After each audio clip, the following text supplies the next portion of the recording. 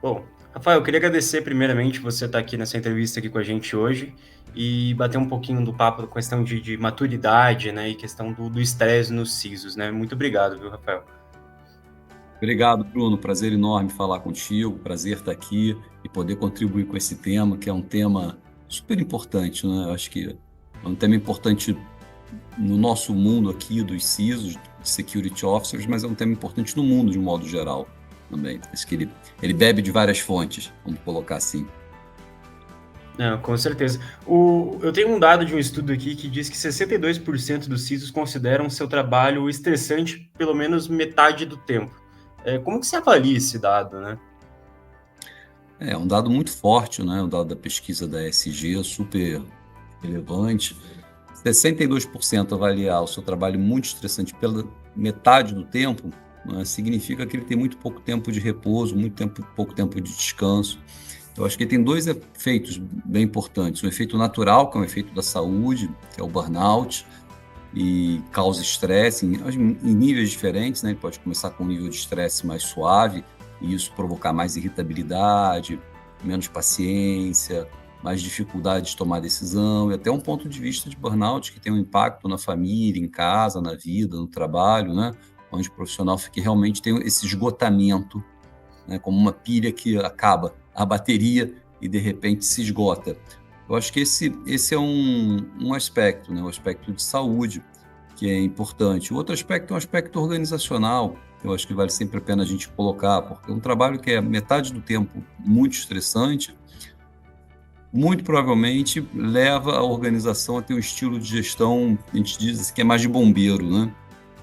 Veja, o trabalho de segurança da informação, ele tem um caráter muito de reação, naturalmente. Nós somos os primeiros respondentes a qualquer perigo que acontece no mundo. A gente acabou de passar por uma onda complicada, que foi esse outage com o pessoal da CrowdStrike com a Microsoft, né? Isso bota o pessoal para trabalhar o tempo inteiro.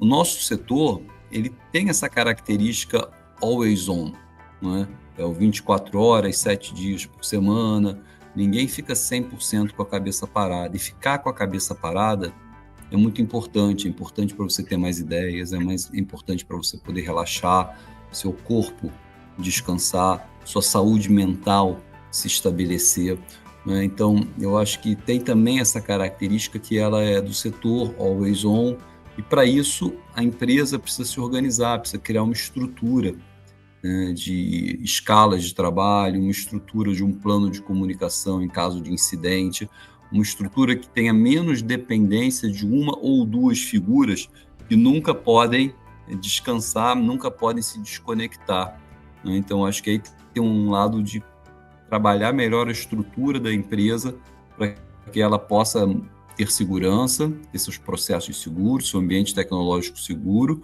mas, ao mesmo tempo, ter também a saúde mental dessa equipe segura, né? Eu acho que é um tema que vem ganhando cada vez mais espaço. Acho que em múltiplas profissões. Isso não é uma exclusividade do mundo de tecnologia, uma exclusividade do mundo de segurança da informação. É que essa estatística chama muita atenção, ela traz para a gente a situação de uma maneira muito grave, 62%, mais de 50% do tempo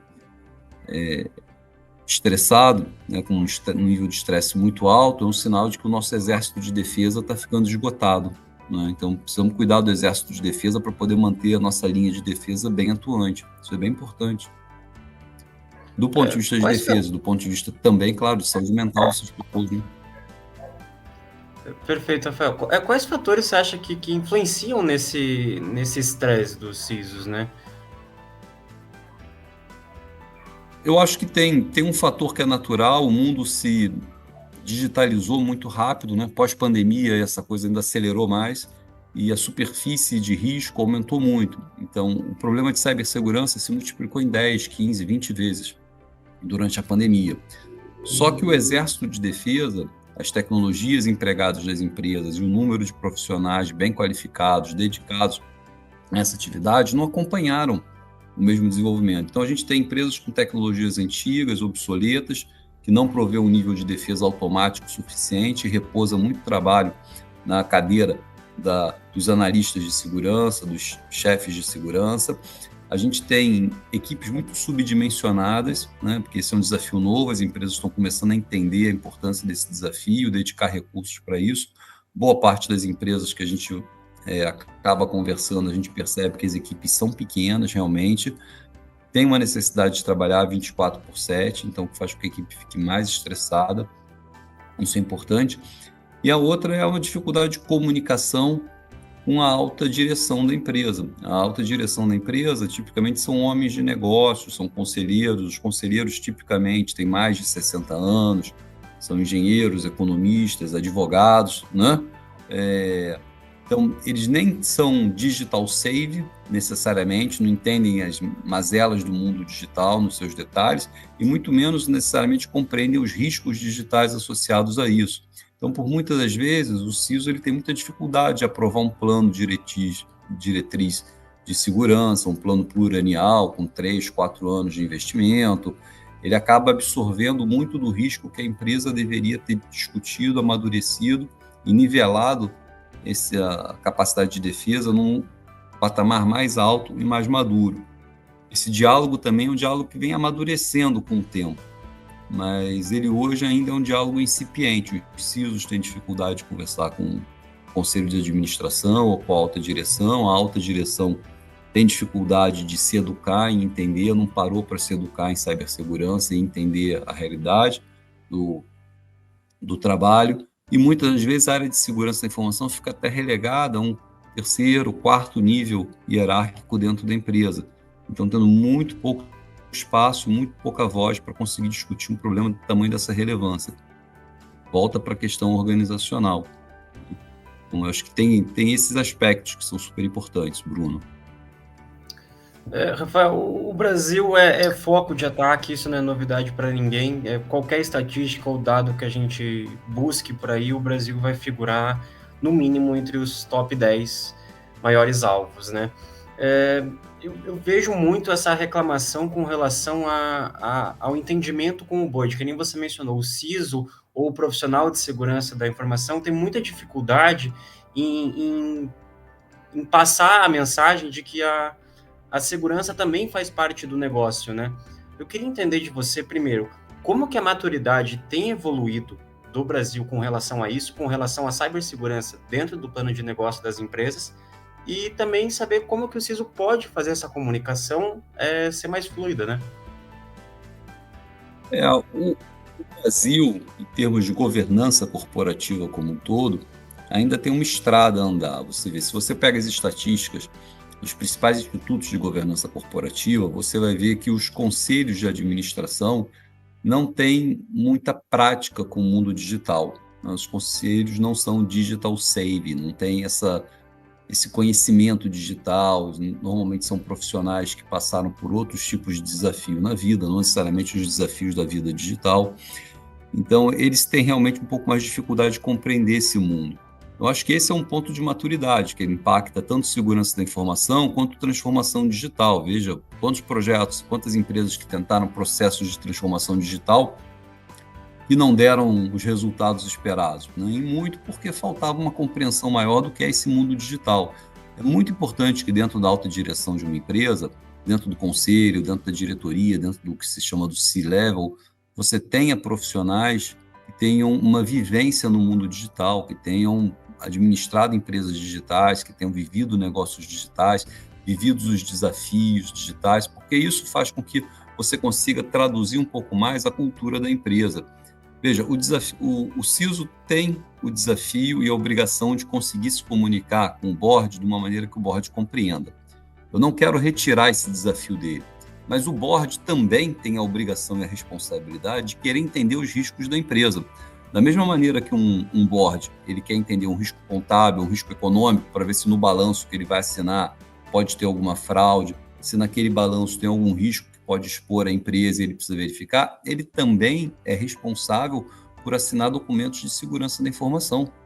Ele também é responsável por isso. Da mesma maneira, se um incidente acontece dentro de uma empresa, a primeira responsabilização acontece na alta administração, que deveria ter tomado medidas para mitigar aquele risco cibernético e não necessariamente tomou. Então, algumas coisas ajudam nisso. Tem um arcabouço legal. O fato da LGPD ter sido aprovada é interessante, porque ela regula alguma coisa desse mundo. Dependendo do setor, o setor financeiro tem regulações específicas de segurança da informação, o setor elétrico, outras regulações. Alguns setores são bastante desassistidos disso, como o varejo, ou o setor de saúde, que não tem uma regulamentação específica no Brasil, mas no mundo inteiro já tem. Então, eu acho que aí tem um aspecto, regulatório.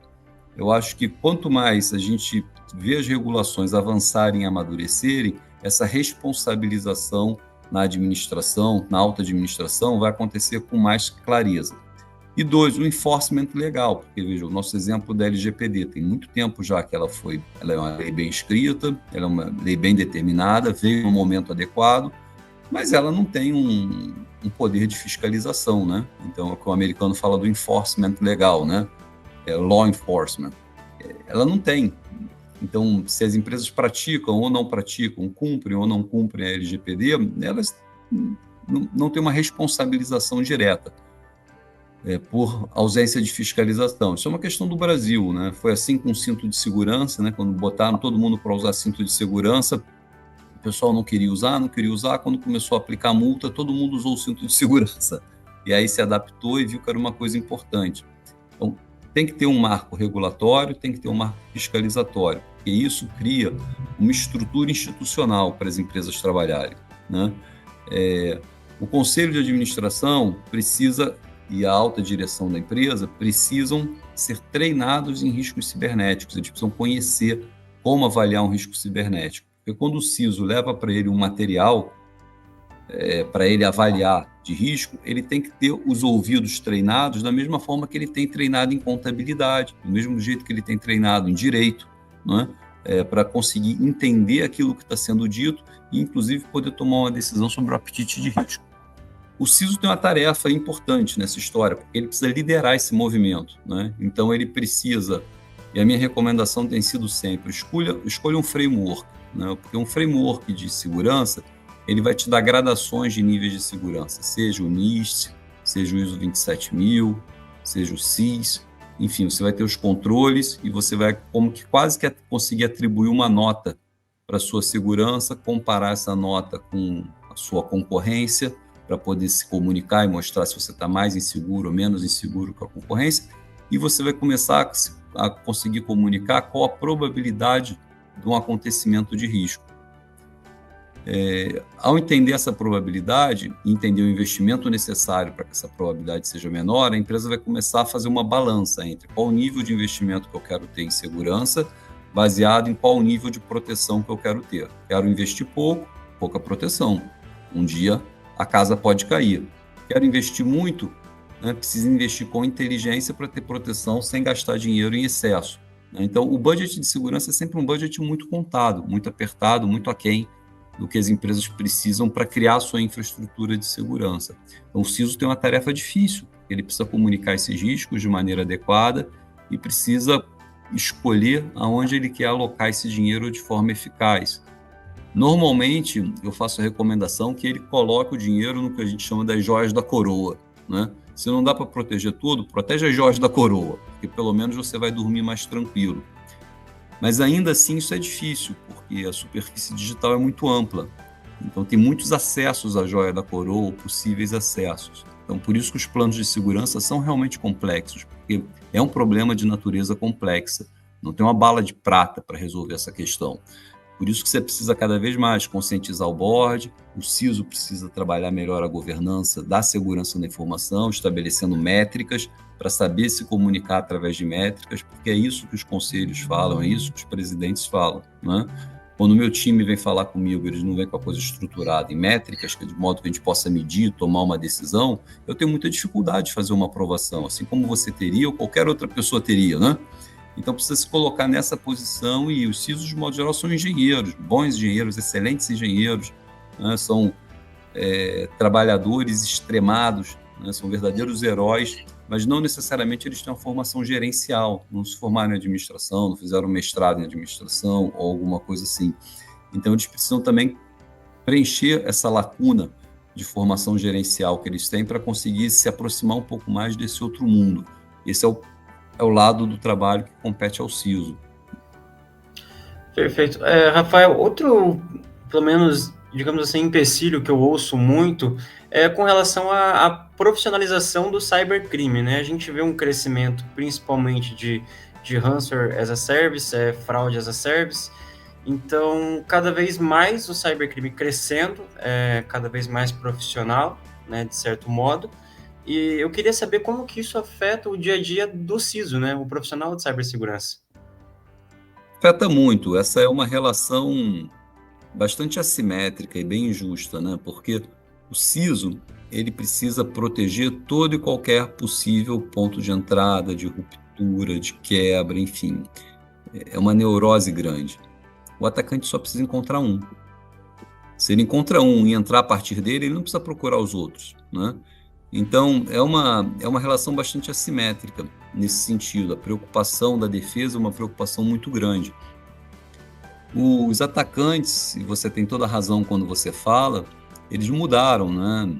Quando eu comecei a trabalhar com segurança da informação, décadas atrás, você tinha ataques que buscavam pichar um website, né? Substituir, fazer um defacing, né? Ele substituía a página inicial por alguma página diferente, enfim. Que é claro que é ruim isso, mas você vai lá, bota nova e vida que segue.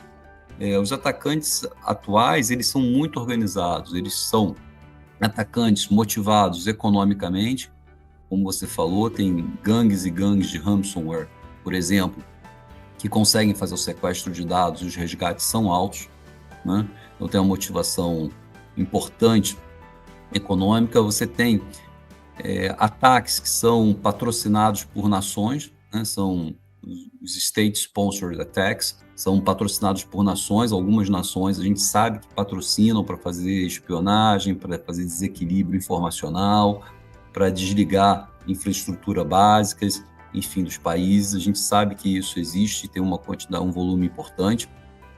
E a gente tem também os ataques que vêm por hacktivismo, com princípios mais políticos, ideológicos, né? Enfim, se não se concorda com uma determinada coisa ou se vaza determinados documentos do governo e por aí vai. Então, isso provoca um hacktivismo. Então, veja, ficou muito mais complexo ao longo do tempo, muito mais volumoso e muito automatizado. Os atacantes usam já automação, usam inteligência artificial para encontrar essa uma brecha que eles precisam, né? Do lado da defesa, a gente também tem que usar muita automação, muita inteligência artificial e muita estratégia para levantar todas as defesas para que essa uma brecha seja muito difícil de ser encontrada, né? Daí volta ao assunto do burnout. Porque, veja, você precisa proteger tudo. Ele só precisa encontrar um ponto para atacar. Então, realmente precisa ter um aspecto de proteção e uma certa neurose que é importante. Daí tem que voltar à estrutura organizacional. Não pode ser um exército de um homem só. E muitas das vezes, a gente vê aqui no Brasil, o estudo que você citou é um estudo internacional, mas se a gente tropicaliza isso, traz aqui para o Brasil, acho que é até um pouco mais grave do que isso, viu, Bruno? Eu fico sentado numa cadeira de consultoria já há décadas, então eu tenho o prazer de conseguir visitar múltiplos clientes como advisor e apoiar eles, mas ver e conhecer a realidade de múltiplas empresas, né? E muitas empresas, que são empresas grandes, elas têm um setor de segurança da informação pequeno, às vezes com 1, 2, 3 profissionais, né? Bom, aí já começa um problema, porque se é um setor 24/7, para você ter uma operação 24/7, você precisa de no mínimo 6 profissionais para assumir uma cadeira, né? Então, não tem como esse ser um setor pequeno. Esse é um setor que precisa realmente de um volume de profissionais trabalhando e parceiros também. Precisam fazer contratos parceiros com serviços gerenciados, com um centro de operações terceirizados, coisas que apoiem esse exército. Existe uma preocupação no mundo hoje, que é o do apagão de talentos na área de tecnologia. Agora, o apagão de talentos na área de cibersegurança, ele é ainda mais grave. No Brasil, a gente começou a ter faculdades de tecnologia da informação há poucos anos atrás. Pós-graduação, há poucos anos atrás. São todos nós que aprendemos segurança da informação lá atrás, aprendemos na raça, né? Literalmente na raça, pegando, estudando, testando. A nova geração que vem, ela vem já formada por uma faculdade, o que é bom, o que é ótimo, mas é insuficiente em número. É insuficiente em número, e mesmo ele que chega no mercado de trabalho agora, para se ver diante de um desafio tão grande como, por exemplo, esses que acontecem em escala global, você precisa de alguns anos de experiência para conseguir trabalhar bem diante de um desafio como esse. Então, não é correto também você repousar essa responsabilidade numa pessoa que acabou de se formar, né? Ele não vai conseguir entregar isso, vai se estressar, vai ter burnout e vai entrar para essa estatística também, né? Então, a insuficiência de pessoas na área, esse apagão, também deixa essa situação um pouco mais grave. Isso é um risco. De novo, é um risco que tem que entrar lá na matriz de risco, né? E ser mitigado. As empresas precisam buscar uma forma de mitigar. Se eu não posso ter todos os profissionais que eu preciso aqui dentro, talvez eu precise contratar terceiros para trabalhar, eu preciso terceirizar a parte desse meu trabalho, ou eu preciso fazer um programa educacional para conseguir aumentar e acelerar o nível de conhecimento em cibersegurança dentro de casa mais rápido. Então, de novo, isso tem que ir para a matriz de risco, tem que ser profissional e precisa ser acompanhado, né? Perfeito, Rafael. Eu queria agradecer todo o conhecimento que você compartilhou comigo aqui hoje e espero revê-lo em novas entrevistas da TI Inside, viu? Muito obrigado. Tá bom, obrigado, Bruno. Prazer falar com você, prazer falar com os ouvintes. Obrigado, tchau, tchau.